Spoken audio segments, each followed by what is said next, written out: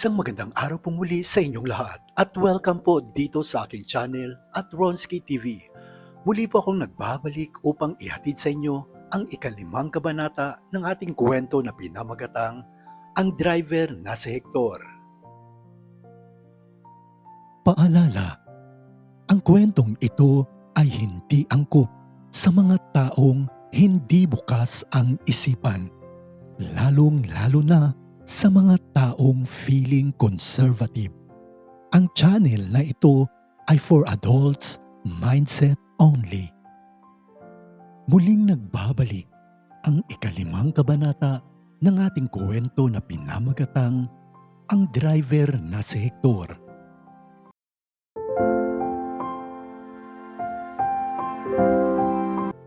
Habang nasa may gilid ng daan at naglalakad itong si Hector, ay bigla namang tumunog ang kanyang cellphone. Kung kaya't kinuha niya ito at doon ay nakita niyang tumatawag sa kanya si Carl. Maya-maya pa sinagot niya ito sabay sabing,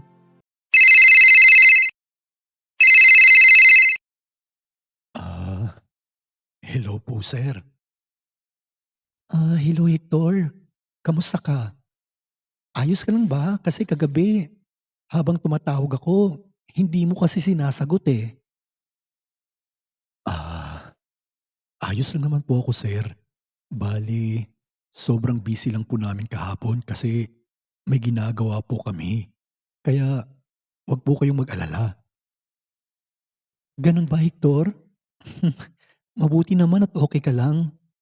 Alam mo, kung may problema ka, bali, pwede mo naman akong tawagan or kausapin eh. Basta, andito lang naman ako para sa'yo, okay? Maraming salamat po sir.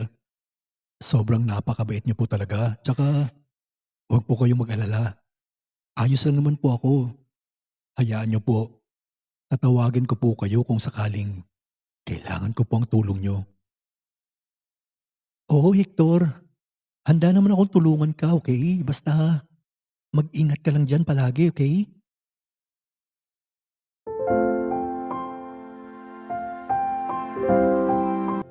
Samantala, nang matapos nang mag-usap si Hector at Carl, ay sakto namang may paparating na isang bus. Kung kaya ay pinara ito ni Hector at dali-dali itong sumakay. Nang mga oras na yon ay hindi alam ni Hector kung saan papunta ang bus na kanyang sinakyan. At nagtanong ito sa kanyang katabi at doon ay nalaman ni Hector na papunta pala ito sa Maynila. Magkahalong kaba at lakas ng loob ang nararamdaman ni Hector sa mga oras na yon. Subalit dahil sa kagustuhan nitong umalis sa farm at magpakalayo, kaya't naisip nito na sa Maynila na lamang maghanap ng bagong trabaho. Lumipas ang 3 oras at mag-aalas 12 na nga ng tanghali nang makarating si Hector sa Maynila. Hindi alam ni Hector kung saan pupunta sa mga oras na yon. Bagamat sanay naman din si Hector dahil nanirahan at nagtrabaho din ito sa Maynila noon ng halos 2 taon bilang isang driver.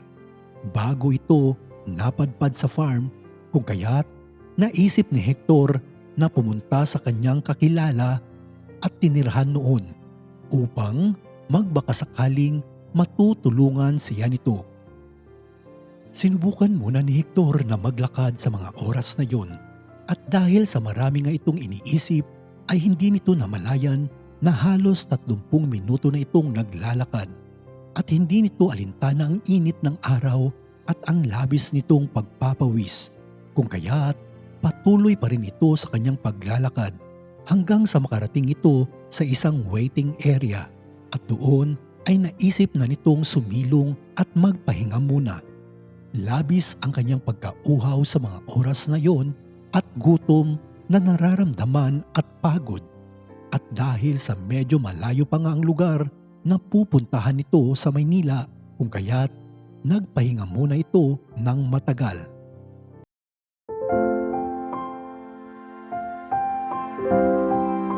Nang mga oras na yon ay lumabas naman si Carl sa kanyang trabaho upang umuwi muna sa kanyang bahay. sakay ng kanyang kotse. At habang nagdadrive ito ay nakaramdam si Carl ng pagkauhaw, kung kaya't naghanap ito ng nagbebenta ng buko juice. Maya-maya pa at may nakita ito, kung kaya't huminto ito sa may gilid ng daan at bumili ito ng buko. Subalit habang umiinom si Carl ay may napansin itong isang lalaki na parabang familiar sa kanya ang mukha, at doon habang papalapit ang lalaking naglalakad, bitbit ang isang malaking bag at halatang labis ang pagkapagod nito, at doon ay nakilala ni Carl ang isang lalaki at biglang nasambit nito ang pangalang Hector. Mabilis na bumaba si Carl sa kanyang kotse at tinawag nito ang lalaking kanyang nakita, sabay sabing, Hector! Hector, ikaw ba yan? Habang naglalakad itong si Hector ay biglang narinig nito na may tumatawag sa kanyang pangalan. Bigla itong napahinto at napalingon kung saan narinig nito ang isang familiar na boses din sa kanya. At habang papalingon ito ay dali-dali namang lumapit si Carl at hinawakan nito si Hector sa kanyang kamay. Nagulat naman si Hector at sabay sabing, Sir, kayo po pala yan. Pasensya na po kayo. Hector, anong nangyari sa'yo? Tsaka bakit andito ka sa Maynila? Ayos ka lang ba? Sabi ko naman sa'yo na tawagan mo lang ako kung kailangan mo lang tulong, di ba? Teka lang, mukhang pagod na pagod ka. At nagugutom ka ba? Halika, sumakay ka na sa kotse ko, okay? Huwag ka nang tumanggi. Let's go. Sige po sir. Salamat po pala.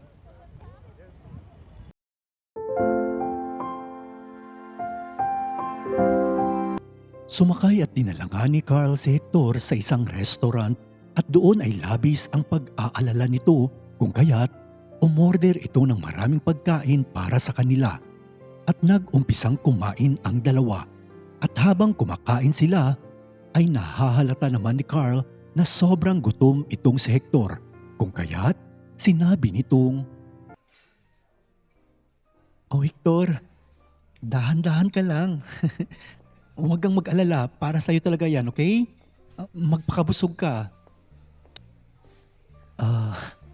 Maraming salamat po talaga sir. Tsaka sobrang dami po nitong pagkain na in-order nyo. Kaya maraming salamat po talaga.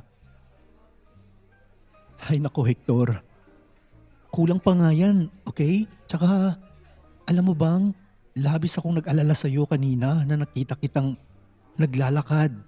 Hays, pero at least, thank God, nakita kita. At buti na lang talaga at umalis muna ako sa work dahil may reason pala kung bakit ako lumabas. And I'm so happy dahil nakita kita at safe ka ngayon. Kaya kumain ka muna, okay? Sige po sir, salamat po. Ang bait niyo po talaga. Hanggang sa tuluyan ng natapos sa pagkain silang dalawa, kung kaya't kinausap muli ni Carl itong si Hector at sinabi nitong, Hector, nabusog ka ba? Nagustuhan mo bang pagkain dito? Opo sir, sobrang dami po ng pagkain, tsaka sobrang sarap po. Mabuti naman kung ganun. Masaya ako dahil at least hindi ka nagutom. So, paano yan? Ano nga palang ginagawa mo dito sa Maynila? Tsaka, bakit parang naglayas ka? Dahil sobrang laki din ng bag mo eh. Bali, ang totoo po niyan sir, umalis na po talaga ako dun sa farm kasi nakakahiya mang sabihin sa inyo pero sana huwag niyo po akong husgahan. May nangyari po kasi sa amin ng amo kong lalaki. Pero hindi ko po gusto sir. Bale, napilitan lang po ako. Tsaka nagsisisi na po ako At hindi po kaya ng konsensya ko na tumira pa doon kasi sobrang malaki po ang respeto ko sa kanila. Lalo na sa kanyang asawa. Kaya eto po ako ngayon. Hindi alam kung saan ako pupunta. Ganun ba, Hector? Alam kong mabuti kang tao. Inaamin ko na medyo nagulat ako pero naniniwala ako sa iyo at hindi kita huhusgahan, okay? Tsaka andito ako upang tulungan ka.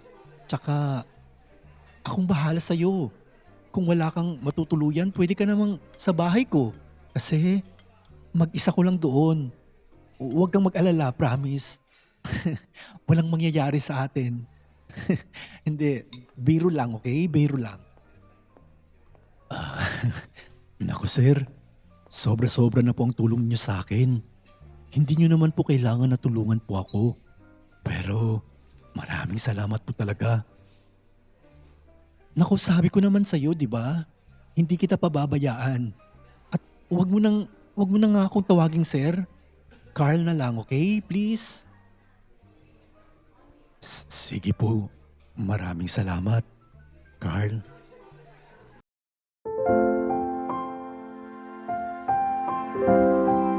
Samantala, tinanggap naman ni Hector ang tulong ni Carl na tumira sa kanyang bahay kung kaya't ng mga oras na yun ay umalis na silang dalawa at dumiretso na sa bahay ni Carl. Lumipas ang ilang minuto at nakarating na nga sila at pumasok sa loob ng bahay. Namangha naman si Hector sa kanyang nakita dahil sa napakaganda at napakaayos at malinis na bahay ni Carl. At halos nahihiya pa itong pumasok sa mga oras na yun kung kaya't kinausap siya ni Carl sabay sabing, "Oh, Hector, ano pang ginagawa mo dyan? Alika na at pumasok ka, okay? Ako lang naman mag-isa dito kaya isipin mo na rin na bahay mo na rin ito. Kaya huwag kang mahihiya, okay?" Naku Carl, bali, eto bang bahay mo? Nakakahiya naman tumira dito tsaka sobrang magara ang dating. Para yatang hindi ako sanay na tumira sa ganitong klaseng tirahan. Naku, Hector, alam mo namang malakas ka sa akin, di ba? At alam mo, kailangan ko rin ng kasama dito kaya masanay ka lang dito tumira, okay?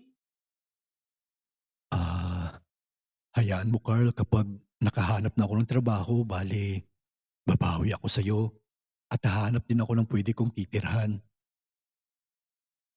Alam mo Hector, masaya ako nandito ka at gusto ko na dito ka na lang tumira. Kasama ko, kung okay lang sa'yo. Magiging masaya ako Hector kapag andito ka. Tsaka tamang-tama, kailangan mo ng trabaho. So, meaning, pwedeng ikaw na lang din ang personal driver ko kung gusto mo. Talaga ba Carl? Naku, marunong din naman akong mag-drive tsaka kahit wag mo na akong pasahurin bilang kabayaran ko na rin ng pagpapatiran mo dito sa akin. Hayaan mo, hindi lang pagdadrive ang gagawin ko.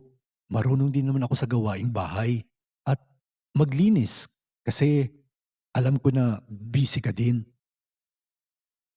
Naku Hector, wag mong isipin yun, okay? Siyempre, pasasahurin naman kita. Alam ko na kailangan mo din ng pera, kaya wag ka nang mag-alala, okay? Sagot kita.